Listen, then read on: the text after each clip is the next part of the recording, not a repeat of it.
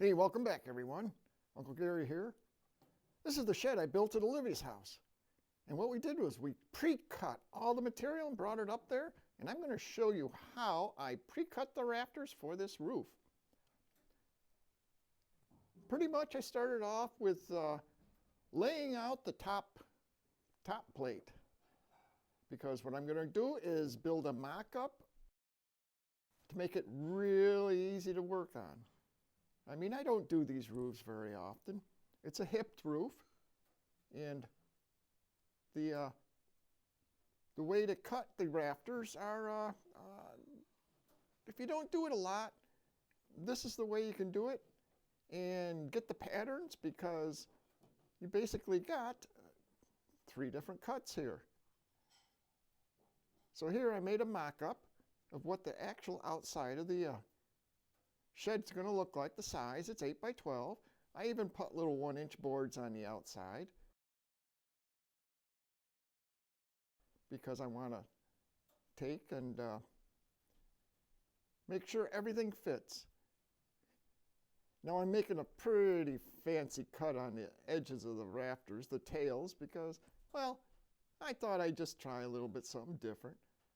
Make it look like one of those old-time train stations or something, you know. Well, here I am. These are 2 common rafters. They're the ones in the center. I'm pretty sure that it is a 612. Maybe it's a 512. I can't quite remember. But I cut these 2 rafters, and it's going to sit on the mock-up, which is 8 foot wide. Now I'm using screws to put them together so I can unscrew it and, you know, put it in the back of the vehicle and take it up there. Yep, temporary screwing it. Now you want to know how far back that is. It is 4 feet back because we're using another common rafter on the end, and it's halfway between the distance of the other 2. That makes any sense. Now, how do you measure the actual hip rafter? Is you got to measure down and see how much material is left on top of the bird's mouth, and then you measure down from the upper part and measure over. Now this is your speed square. Now on there you've got, yeah, I know the picture kind of sucks, but you got one part that says hip and valley, and you got another part that says common. On the regular rafters, the common rafters, you're going to use that. On the hip and valley rafter, well, the hip rafters, you're going to use the hip measurement. It's a little bit different. Apparently it works out because it did. Now this is the hip rafter I'm making, and I've already put the 512 pitch up there and measured it, and now I'm making the bird's mouth. Because a hip rafter is a lot longer than the common rafter because it's on the corner. Bird's mouths are super simple.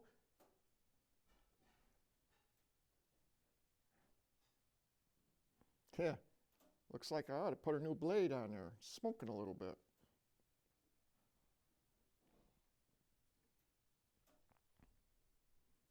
Of course, the way I'm doing this hip rafter is I'm putting it right in the corner.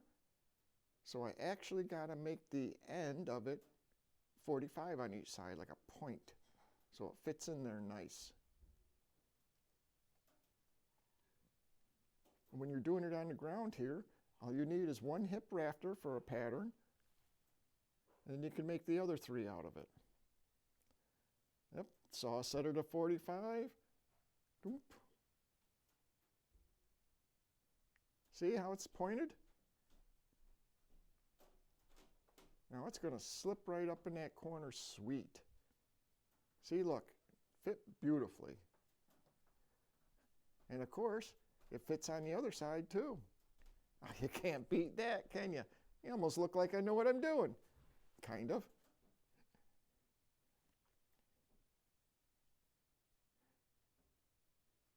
Now we're going to temporarily screw that because we got a layout for our jack rafters. And this one's pretty simple. I'm just making it a 2 foot over. I use the framing square. Oh, here's how I go. We're going to redo that again. How you measure the hip rafter, you go down from the top up there, you measure down, and you measure back over to the corner. Now pretty much you're going to do the same with the jack rafter. You're going to measure down, put a mark, and then you measure from the outside edge of the building. And that gives me the length. Those are common cuts. That's the common cut on the bottom of the speed square. That's a hip valley cut. There's a hip valley up there on top of the speed square.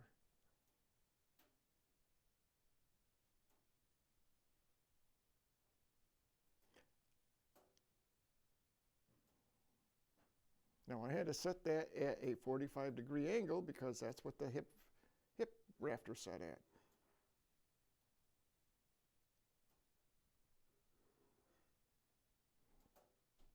Once you have the jack rafter, you can make all the other jack rafters, but the only thing that's going to be different is on which side of the hip rafter it's on, because your 45 is going to be different that way.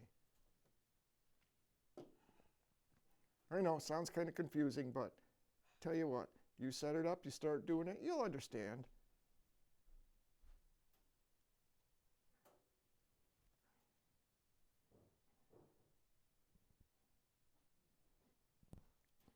Yeah, it would have been easier just to make a square tail, but you know, why do something that's easy? Let's make it a little bit fancy.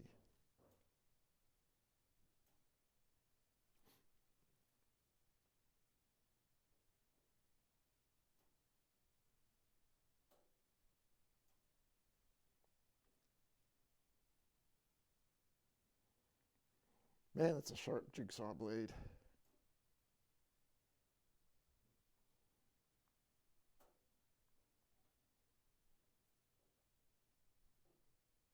Remember? Measure down, measure over to the corner, same as the hip. Works pretty good.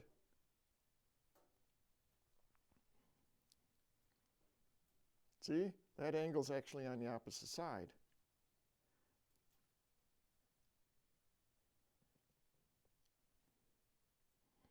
Now I got to mark the tail of the that corner rafter, which is a hip rafter, and it's going to be not the same length. It's going to be a little bit longer than the other commons or the jacks. So I put that up there temporary, and I get myself a straight edge, which would be a fairly straight board. I'll mark it there. Measure it. Make sure it's all the same. Put another mark there. Now that's going to be the corner. Now I can take and cut my tail off. Unscrew everything. Now this tail is going to be a little bit different because it's not the same as all the rest. It's stretched out a little bit, so you're going to have to freehand it if you want to make it a little bit different, or want to make it similar to the other ones.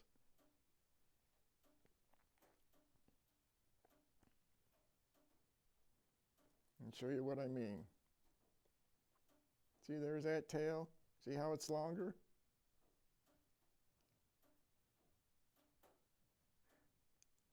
And here's the outcome.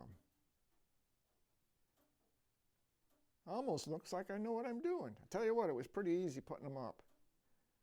Pretty sweet too. And remember what I said? Oh, nuts, wrong side. Hey, if you liked what you've seen here, please subscribe.